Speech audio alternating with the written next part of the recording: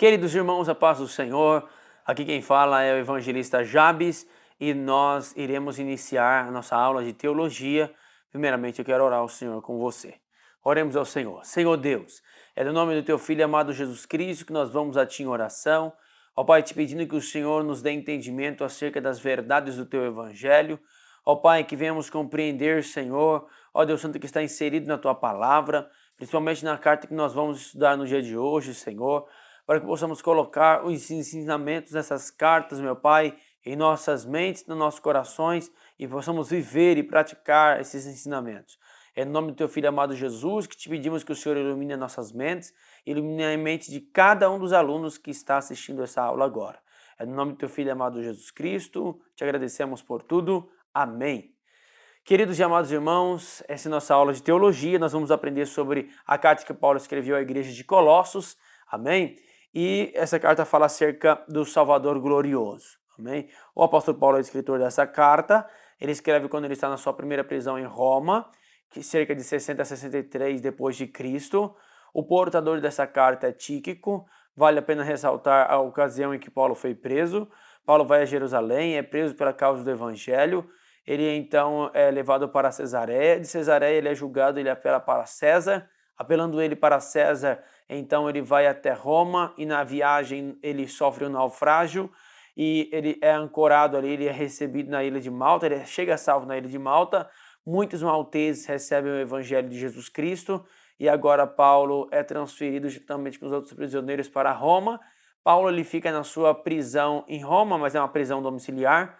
Os soldados romanos estão guardando Paulo ali naquela prisão domiciliar e era a guarda pretoriana, era a guarda principal do imperador de Roma e com isso Paulo conseguiu ministrar a palavra para vários deles e eles recebem a Cristo. Amém?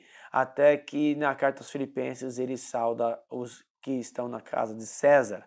Nesta ocasião, na primeira carta, o apóstolo Paulo ele vai escrever essa carta à igreja de Colossos. Quem era o pastor dessa igreja? Quem fundou essa igreja era Epáfras, era o pastor dessa igreja. E Epáfras vai ter com Paulo em sua prisão. E quando o Epáfras vai ter com Paulo na sua prisão ali, então ele conta a situação de como estava a igreja. E então Paulo vai escrever essa carta e o portador, como eu disse, dessa carta é Tíquico. Os destinatários dessa carta são os santos que moram em Colossos. O tema dessa carta fala sobre a supremacia de Cristo. E o conteúdo dessa carta, a razão pelo qual Paulo escreveu essa carta são duas. A primeira é porque havia uma doutrina com elementos judaicos no seio da igreja. E segunda, porque havia uma doutrina com elementos gnósticos no seio da igreja. Amém? O motivo são pelo menos dois também que Paulo escreve essa carta. Em primeiro lugar, Paulo escreve essa carta para ensinar o certo sobre a pessoa e a obra de Jesus Cristo. Em segundo lugar, é dar ensino sobre o que significa a vida cristã, na prática, né? O pensamento fundamental dessa carta é a pessoa e a glória de Cristo no centro. Tudo que possuímos vem dele. Então, é válido enfatizar que Cristo, ele é o Senhor, provedor da nossa salvação, criador de todas as coisas, e ele é o centro tanto do Evangelho quanto da Bíblia Sagrada, quanto da história, ele dividiu a história das nossas vidas. Cristo deve ser o centro, não há outro pelo qual nós sejamos salvos, a não ser pelo nome de Jesus. Então Jesus é o centro, amém? E o esboço que está inserido, o esboço que eu quero compartilhar com vocês, primeiro Paulo fala sobre da saudação à igreja, no capítulo 1, nos primeiros versículos. Em segundo lugar, Paulo explica acerca da doutrina verdadeira, né? E está inserido no capítulo de número 1. Em terceiro lugar, Paulo dá refutação acerca das falsas doutrinas e desmascara essas falsas doutrinas acerca dos judaizantes, dos gnósticos, que tinham culto aos anjos e também aqueles que queriam se abster de alimentos para a santificação. Em quarto lugar, Paulo exorta acerca da conduta cristã, da vida santa, a vida cristã é exigida que haja uma conduta santa, uma vida santa, o capítulo de número 3, e em quinto lugar ele conclui, ele dá as saudações finais do capítulo de número 4, ele dá alguns conselhos e as suas saudações finais. Eu fiz um esboço para que os irmãos compreendam melhor essa carta. Em primeiro lugar, Paulo ora para os colossenses, para os irmãos que estão ali em Colossos. Né? Ele fala acerca da missão de Cristo, ele fala acerca da missão de Jesus Cristo. E primeiro, ele veio para morrer em nosso lugar como morte vicária, substitutiva, se fez carne, habitou entre nós e ele, fazendo carne, morreu em nosso lugar por substituição. Ele é o sustentador, ele é criador de todas as coisas, sustentador de todas as coisas. Compartilhando com vocês no capítulo 1 e no versículo 16, vai dizer assim: porque nele foram criadas todas as coisas que há nos céus, na terra, visíveis e invisíveis, sejam tronos, sejam dominações, sejam principados, sejam potestades, tudo foi criado por ele e para ele. Então, ele é criador e sustentador de todas as coisas. Amém? Então, ele proveu a salvação, ele é sustentador dessa salvação. E ele continua trabalhando.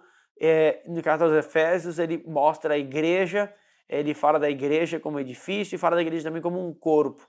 E agora aqui na carta aos Colossenses, ele fala que ele é o cabeça do corpo, ou seja, ele é o sustentador da igreja. Amém? E fala acerca também da missão de Paulo. A missão de Paulo é pregar o evangelho, fortificar os amados irmãos. Capítulo de número 2 fala da união com Cristo, nós estamos unidos com Cristo. Fala também dos falsos ensinos dos judaizantes, aqueles que queriam introduzir os ensinos acerca dos... que para ser salvo precisava guardar a lei de Moisés, para ser salvo precisava circuncidar, para ser salvo precisava guardar as festas, as principais festas e os dias do judaísmo. E Paulo vai rechaçar essa doutrina, a falsa doutrina dos judaizantes. Também ele vai rechaçar a doutrina dos gnósticos. Gnose quer dizer conhecimento. E os gnósticos pregavam que o corpo era mau, o espírito era bom. Com isso, eles diziam que deveriam sacrificar o corpo para que o espírito fosse evoluído. Ele dava grande ênfase ao conhecimento, como se o conhecimento levasse as pessoas a mais perto de Deus e a salvação. E também eles pregavam acerca do culto aos anjos, os anjos como os mediadores, e Paulo vai rechaçar também essa doutrina. E havia aqueles também que pregavam a abstenção de alimentos ou de certos tipos de alimentos para poder ter a santificação, né? Ou seja, não pode ter o prazer ali da sua carne para que, nesse sentido, né, de alimentação e se reter acerca dessas alimentações para que pudesse ser santos. Paulo vai rechaçar esse ensinamento também. Capítulo de número 3, tá? Morrendo para Cristo, morrendo para viver em Cristo, ou seja, mortificando a carne para viver em Cristo. Ele fala acerca da velha vida e a nova vida, Também ele vai dar orientação acerca para os maridos e as esposas e maridos, pais e filhos, e também servos e senhores. Capítulo de número 5, ele dá alguns conselhos e as suas saudações finais, e Tico é o portador dessa carta. Eu quero compartilhar com vocês também um texto que é maravilhoso, que se encontra no capítulo de número 2 e o versículo de número 14, que vai dizer assim, havendo riscado a cédula que era contra nós, nas suas ordenanças, a qual, alguma maneira, nos era contrária, e tirou-a do meio de nós, cravando-a na cruz. Ou seja, tinha uma cédula que era contra nós nas suas ordenanças. Ou seja, tinha uma lista de pecados, de erros, de falhas. Nós tínhamos crimes e essa lista era dos crimes que nós cometemos contra Deus, errando, pecando. E era contra nós porque nos trazia condenação.